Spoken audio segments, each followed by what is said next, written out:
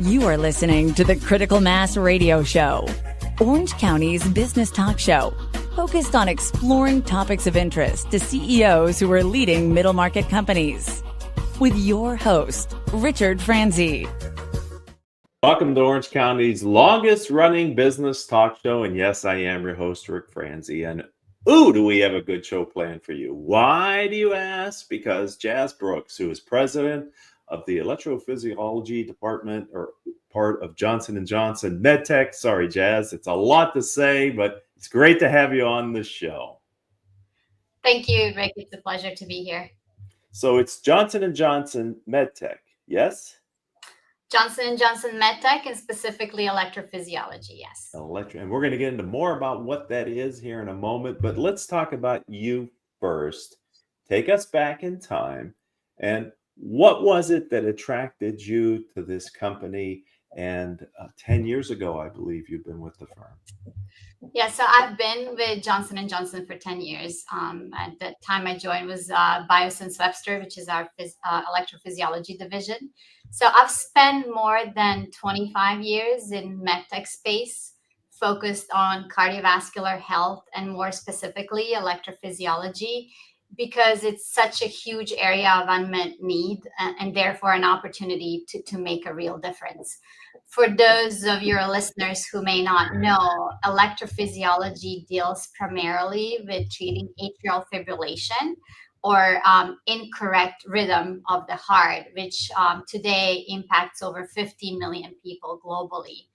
And Johnson Johnson MedTech has 30 plus year legacy of global leadership and innovation in the electrophysiology space, and really provided me an opportunity to apply my skills, make an impact, as well as develop in my career. Being part of a large company provides an opportunity to make a bigger impact. Internally, you can also impact others by leading and empowering people to succeed. And quite honestly, I was also very attracted to Johnson Johnson Credo, which is a set of principles that serves as a kind of moral compass for the company and aligns with my own philosophy of approaching to work, how I approach work and leadership in general. So here on the radio show, we focus exclusively on Orange County entrepreneurs and business people. And so this division of Johnson Johnson is here in Orange County. Is that correct? Correct. Our headquarters are based here in Orange County, in Irvine, and we have more than 1,200 J&J MedTech employees across different focus areas. So electrophysiology, neurovascular, aesthetics and reconstruction, as well as our surgical vision business. I also know, because you and I spoke about having you on the show earlier in the year, but your travel schedule kept you from being able to be available. So it sounds like you are traveling quite a lot in this position. It does require some travel. It's a global role, right? So I have an opportunity and a pleasure of connecting with both our customers and our team members across the globe, which I think it's always really, really nice opportunity to get to know not only physicians and the patients in different regions, but also connect with our own Johnson Johnson teams. It seems to me, you tell me, Jass, that Orange County is a great area for medtech companies. It is. As I mentioned, our J&J MedTech Electrophysiology business is headquartered here in Irvine. We have about 600 electrophysiology specific employees, 1,200 J&J MedTech employees.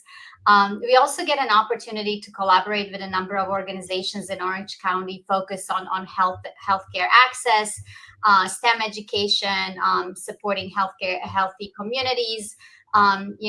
For example, this year during the Week of Caring, which is an employee-led effort, our employees contributed more than 1,200 volunteer hours to the local organization. So not only is there a great connection from the medtech side of things in this area, I'm also extremely proud that we're committed to making a difference for our customers, patients, as well as the communities that we're based in. So 10 years ago, when you joined J&J, you did not join as the president. You have worked your way up to the organization to become the president. And so I'm just wondering, since you've been promoted into this role, what have you learned? What's different about being the president than maybe some of the other roles that you've had at J&J? So I was with the company for just about 8 years prior to being promoted to president. So I was going in with a lot of knowledge of this business. My previous role was vice president of global strategic marketing. And I partnered closely with all of the other functions across the organization. So R&D, manufacturing and supply chain, regulatory, scientific affairs, and many others. But it's one thing to collaborate with all of those functions, and it's another to lead them. So I have had not only to deepen my understanding of the end-to-end organization, but also understand the challenges and opportunities for various groups, not just simply by collaborating with them, but leading those groups, and make sure we're all working on as the same team towards the common vision. I'm sure your position is a highly coveted one, Jazz. It's an important role, global responsibility, brand that's recognized. There's a lot to like about the job that you're in right now. Can you self reflect for a moment and maybe help us to understand, from your perspective, what qualities do you possess that really made you the ideal candidate for this position at this time? Look, there are a couple of things that I love about this role. The opportunity to be lucky enough to be surrounded by talented, knowledgeable, collaborative colleagues. We have a global team of leaders from around the world working with me, bringing their diverse expertise and perspective. I will be first to admit that, one of my qualities is not that I know everything, right? But I am grateful to be able to lean on really talented and dedicated teams that are kind of helping me in these positions. Over the years, I've been lucky to have amazing, insightful, and inspiring mentors who have prepared me to take on this type of leadership role. And another thing that just I find amazing about J&J MedTech and the organization that I'm part of right now is that even though women have been historically underrepresented in medtech Mhm. space, I'm pleased to say that with J&J MedTech, as well as here in Irvine, we have a number of really strong, experienced female leaders who serve as an inspiration and role models to me and have kind of guided me as mentors as I took on this leadership role. But where when I took the role, I kind of reflected on um, an advice that I got in the past, initially first from my father as I started college, but also in general throughout my career, not to be afraid to make tough decisions, but always lead with empathy. So for me as a leader, kind of keeping that in mind and leading in this role, and making tough decisions, but always leading with empathy, something that has been extremely um, effective and positive as I kind of grew into this president role. So I'm wondering, with global responsibility, you have a lot of different markets that your company is present in. And from a resource allocation or from an understanding of the local markets, how do you do that? Because the US is such a large, dominant market in the world. You're in Southern California, which is a pretty great place to be. But how do you, as the president, get an honest understanding for the opportunities that may be available to you in LATAM or to Asia or to Europe? Um, I alluded to this at the start of our conversation that the space that we're in, electrophysiology and specifically atrial fibrillation, impacts more than 50 million people globally. And in the US, it's about 8 million people in US alone. So it is truly growing epidemic. It puts people at greater risk of stroke and heart failure. So it is certainly a global epidemic. Obviously, US for my business specifically is 50% of the overall global business, but the other 50% is outside of the US. just because the prevalence of this disease is so large, and catheter ablation is safe and effective treatment, but less than 5% of people that could benefit from cardiac ablation currently get one. So Wow. certainly the need is the same across the globe. Fortunately or unfortunately, we're all getting older. So these numbers are simply becoming larger and larger, because one in four people over the age of 40 will develop atrial fibrillation in their lifetime. So as I look at how do we allocate resources across the globe, obviously the need is there everywhere. US is the biggest part of our business, the biggest market. But we do have opportunities in Latin America, in Europe, in Asia Pacific, in Canada. The opportunities and the prevalence is the same. And in some regions, the patients that are eligible for the treatment, while in the US it may be 5 to 10%, in China, for example, it's less than 1% those eligible can get treated. For our business in general, we are located and headquartered in Southern California, here in Irvine. I already mentioned the employees we have here. We not only have the headquarters, but also part of our R&D organization is based here.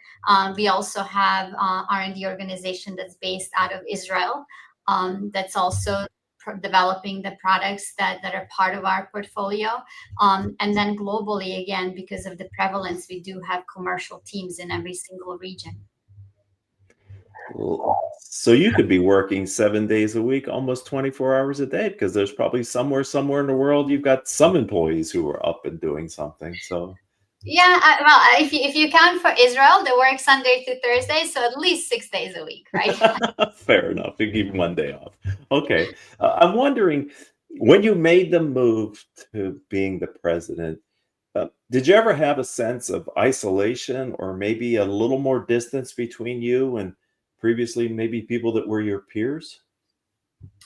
They say the higher up you go, the lonelier it gets. But quite honestly, as I mentioned it, I have been lucky to have some amazing colleagues that have been, obviously I've been with the companies prior to taking this role, that have been extremely supportive as I took this role. So I talk about the difference between collaborating and leading. The team is different, and certainly that presents its own challenges and opportunities. But I have been lucky to have some amazing, insightful, and inspirational team members, colleagues, mentors, and other leaders that have helped me as I took on this role. So it wasn't as lonely as I initially thought it would be once you take on the title of a president. So when you joined J&J, were you already here in Southern California, or did you have to relocate for this position? No, my family and I moved here from Milwaukee, Wisconsin, 10 years ago. Yes. Big move. It is, but quite honestly, we haven't looked back. I've only been back to visit Milwaukee one time since, and that was just this September. Obviously, I love the Midwest as well, but as I said, since we moved here, we haven't looked back, and I don't think that my son even knows what it would mean to wear like winter clothes as much as we had to in Milwaukee. So yeah, we're really, really loving living here in Orange County. Yes, it is. It is a good place to live for sure. I'm wondering, from your perspective, can you share with my audience your view of artificial intelligence, maybe from the prism of how is it affecting your industry, your firm? What's a general sense that you and your organization have about AI? Obviously, it is not something that you can ignore, regardless what type of business you're in. With electrophysiology, our 3D cardiac mapping is key to kind of enabling physicians to see inside the heart during these procedures. So that's kind of our cornerstone of the product offering that we have and our electrophysiology portfolio. Earlier this year, we launched the version of this system, or the software version of the system, that utilizes AI and machine learning to help develop new algorithms and new features and functionalities. So obviously, we are already leaning on AI and machine learning to help us develop algorithms and features of the system to advance these procedures, to make them faster, more accurate. Because AI helps eliminate some of the work, also that the physicians would need to do manually during these cases.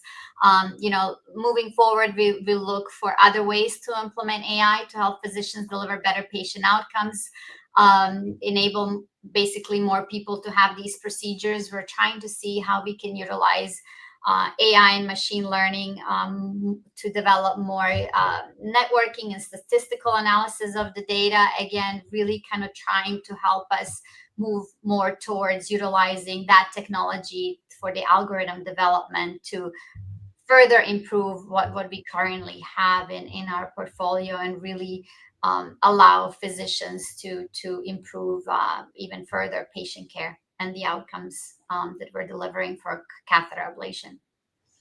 It sounds like to me that it's bringing a new potential capability for innovation within your organization. Is that true? Absolutely, and we're all leaning into it, and trying to see where we can do more of and utilize it even further to help us bring some of this innovation faster.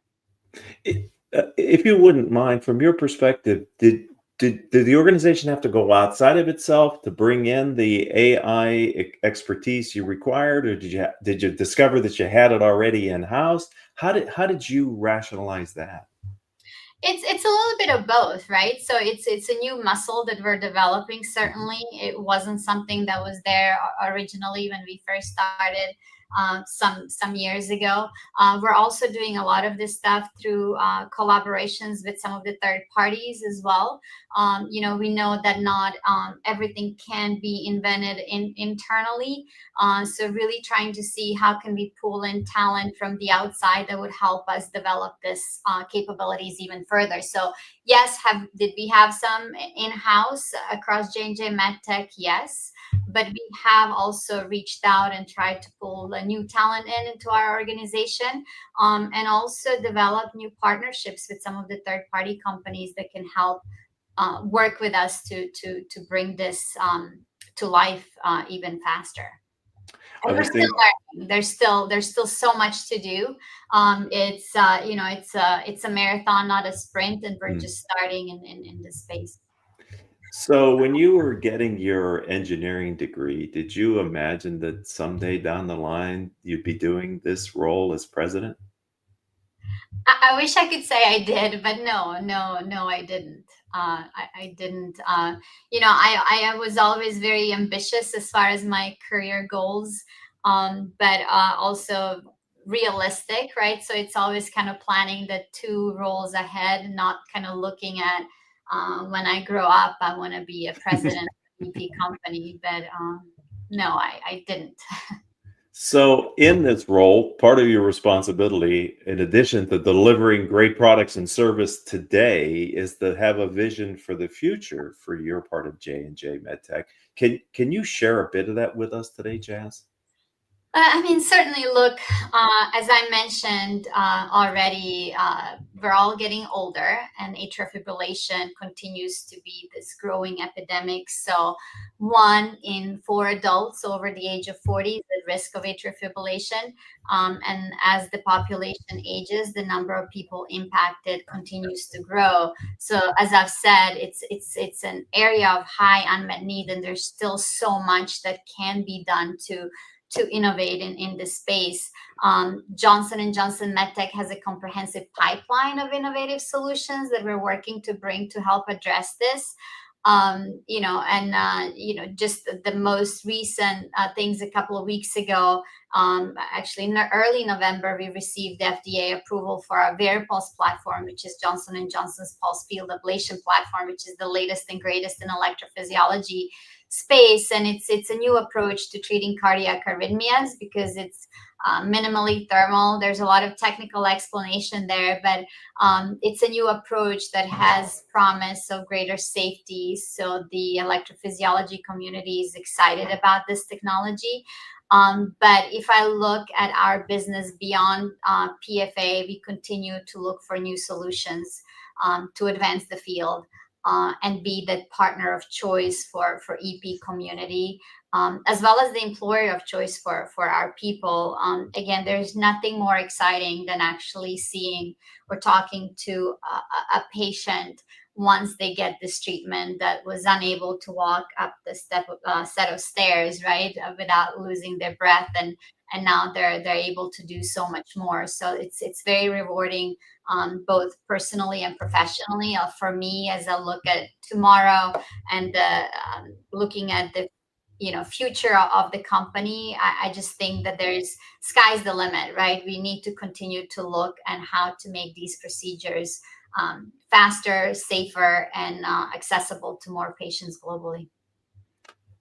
As you explain that, I have to believe there's a lot of requirement for education in your field, both to the professionals that have to use your devices, but also to the community and the regulators. It must, maybe your background in marketing, if I understand that correctly, is as well positioned you to be able to speak to the future of your company as well. I mean, certainly having that background in marketing, but for me personally, having the technical background and the ability to communicate not just with our customers on the more complex topics, as well as our R&D organization, and having being able to decipher the unmet needs that we're hearing from physicians to something that resonates with our technical teams, and explain what we're actually looking for and what is the need that we're trying to solve is obviously helpful. But I think just every experience that I have had throughout my career, being the background in engineering to commercial experience in other regions to global strategic marketing, has certainly is helping in the role that I have today. Yeah, because scale is great because you have never have enough resources, but you have abundant resources in your organization. But then also wanting that entrepreneurial, innovative thinking has got to be a part of the challenge that you face on a regular basis as president. Indeed, and look, what's beautiful about this organization that I am leading, while we're part of greater Johnson MedTech, and enjoy that support and the opportunities that brings. The entire organization is really operating as at that kind of with startup mentality, and really truly for every single function, regardless if it's R&D, regulatory, clinical, or any other function in the organization, everybody is 100% focused on driving new solutions and new innovation that we can bring to the patients that our physicians are serving. So if someone would like to learn more about your area of Johnson & Johnson MedTech, where do you say they go, Jass? How do they find you? Yeah, look, J&JMedTech.com to learn more about what we do and all of our solutions. If anybody's interested in the careers with the company, and obviously we do have plenty of careers across different kind of functions, it's careers.jnj.com. And of course, you can follow us on LinkedIn and X as well to get insights and the latest updates. I said at the top of the show, ladies and gentlemen, that we were in for a good one, and Jass, you did not disappoint. Thank you for being the guest on our show today. I really appreciated it. It's a pleasure to be here, Rick. Thank you for the opportunity.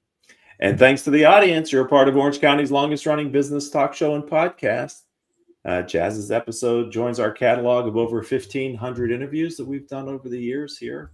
If you're an Orange County entrepreneur or you're an Orange County nonprofit and you would like to share your story with our audience, reach out to me on LinkedIn. If we're not already connected, give me a connection request. Let me know of your interest. And between Haley, our producer, and myself, we'll be happy to help you get ready to be a future guest on the program. Until we all have a chance to be together again, I hope your business decisions will move your companies in a positive direction.